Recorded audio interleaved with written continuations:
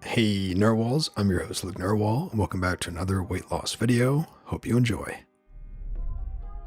A collection of weight loss tips, as I'm 107 pounds down and 3 pounds away from my ultimate goal weight. I did not write these in order, just as they came to me. I was gonna wait until I hit my goal weight, but I spent a couple of hours on this today and figured, why not? I'm 24 female and 123 pounds right now for reference. Some are more common knowledge, others are tips and tricks I've collected over the years. X-posting r/keto, as that's my way of eating. Observe, record, and learn about your body. Take measurements alongside your scale weight. Sometimes measurements change while the scale stays the same, and sometimes the scale changes while measurements stay the same. Keeping track of both can be a good indicator of progress if your first choice isn't moving. Take progress pictures. Take them in good lighting, maybe a tight-fitting outfit that will be useful for comparisons. Odds are your clothes are not going to fit the same when you're done. Duh. Tight clothes help so that you can wear identical items without losing the comparison. Repeat the same pose. Do not do poses that you think make your stomach look smaller, or any aspect of trying to look skinnier. A real comparison is the best comparison. Patience.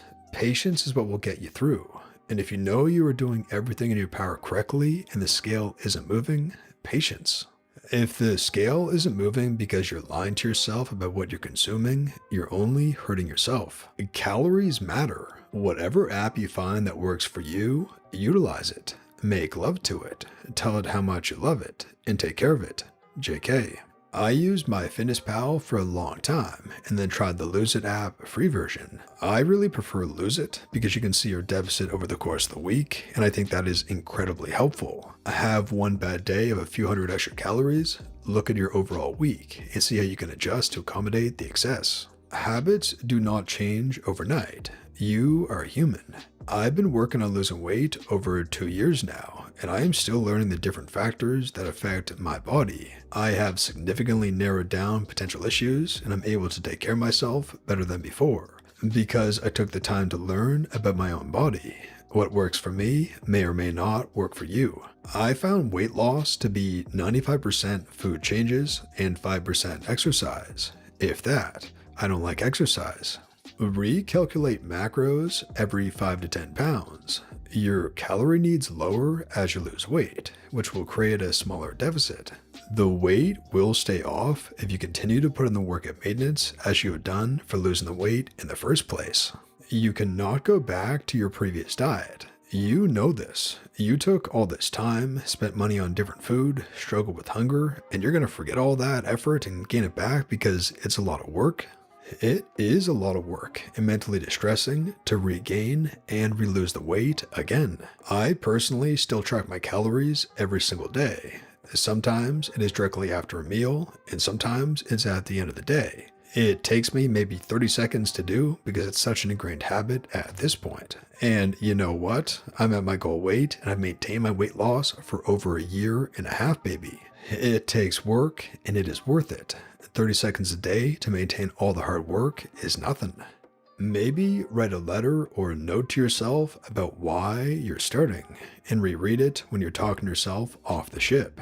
I didn't do this myself, but I can think of quite a few examples I hated of being morbidly obese. My car seat was starting to be uncomfortable because my booty was wider than the seat was meant for. I got incredibly out of breath after walking 3 minutes up the flat, straight road while talking on the phone with a friend.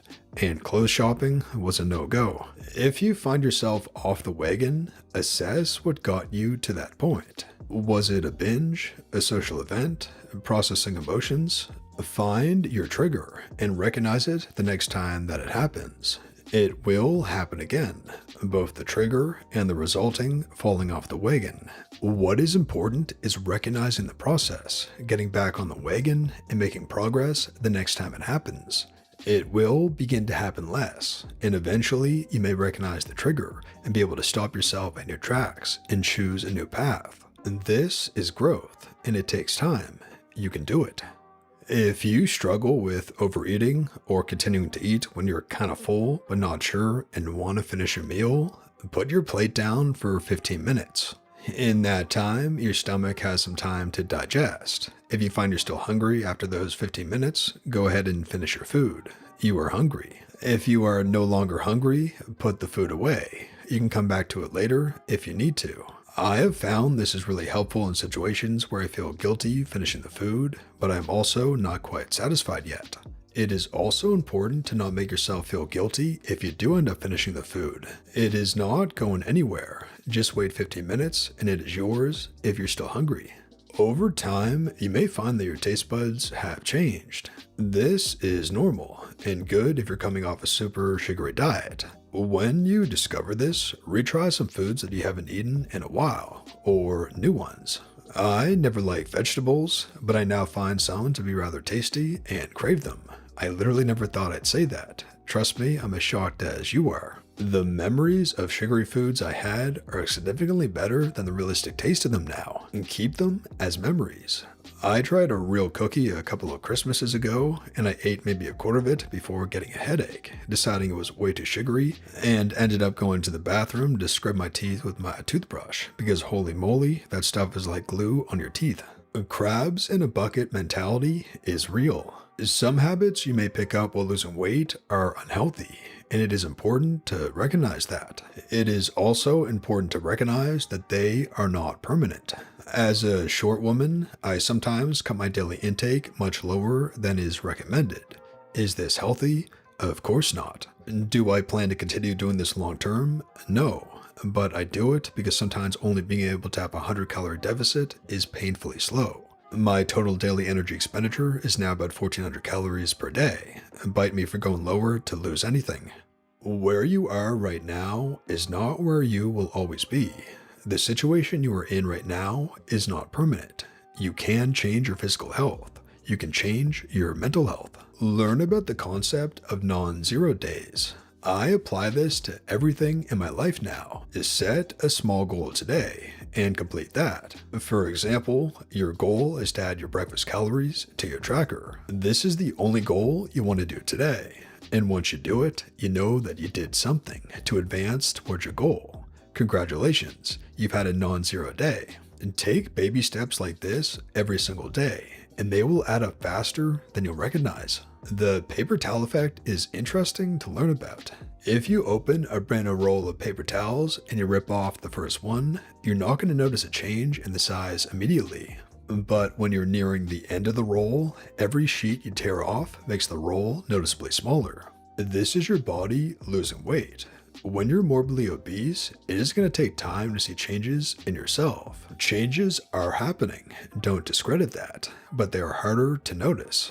If you lose 5 pounds at 130 pounds, those are going to be significantly more noticeable because there's less on the roll. Losing 5 pounds at 230 and at 130 are significantly different.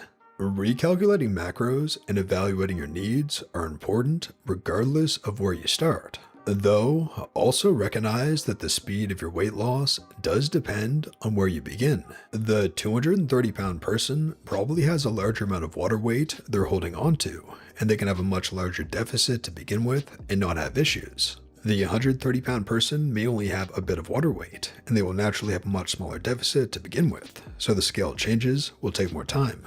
Sorry, the 10 pounds that you dropped your first week are water weight. Unless you ate at a severe deficit and exercised like a maniac, it is not fat. You may have lost some fat, but not 10 pounds worth. This drop is an excellent motivator nonetheless. Keep up the momentum and expect the loss to slow down. Having this knowledge and being prepared is a great way to be successful in the long run. I don't have any experience specifically related to intense exercise calorie days, but note that those intakes will be different if you have a specific exercise plan. Compliment and/or celebrate yourself every once in a while. It can't hurt. Walked 2 minutes longer than yesterday? Hell yeah. Stopped eating when you felt full? Hell yeah. Noticed a difference when you put on an old shirt? You got it. A nice hell yeah. If you have a good chunk of weight to lose, loose skin is a possibility. It is a fear I had in the beginning as well, and sometimes it still gets to me. A decade of overweight, morbid obesity for me is hard on the body, and the skin takes a long time to recuperate. If you are already obese, you cannot go back in time and change that. If you're going to have loose skin, you're just going to have it at this point. You're the youngest you're ever going to be again at this moment. So why not start and give your young body self a good chance at healing right now? I have faded stretch marks, areas where it sags a bit, causes irritation, or hangs off of me. And every piece of loose skin is significantly better than being morbidly obese. There are days I wish I didn't have it, and days I'm confident regardless, and everything in between. I met my partner after my main weight loss. My partner doesn't judge me for it, and loves that bit of me just as much as the rest of me. If a potential partner judges you for it, they are someone you probably don't want around. Your mental health issues are not going to disappear when the weight does. You may even experience new insecurities, or continue your current mental patterns. Addressing these separately will lead to a much happier you while you're losing weight and once you arrive at maintenance. And therapy is a wonderful resource. It definitely has its barriers, example cost, finding the right therapist, etc. But if you have the opportunity, it is worth trying. Odds are you could be like me, who habitually only gains or loses weight. Maintenance hasn't existed before. It is a practice that you can instill at any point on your own course of weight loss. Most of the pandemic, I stayed within 5 pounds up or down from 133 pounds and recently restarted active efforts into weight loss. These can be really healthy and nice breaks to have. Moisturize your skin. It can be surprising how dry it is, and I found even my loose areas look nicer. I'll probably think of some more at some point. Cheers and best of luck. And that brings us to the end of the video, Narwhals. I really hope you enjoyed. If you did, please tap subscribe to join our awesome community, the Narwhals, and for more weight loss stories that help you stay on track. And here's our featured Narwhal of the day. Female, 29, 5'7", down 43 pounds, and I'm done with the scales.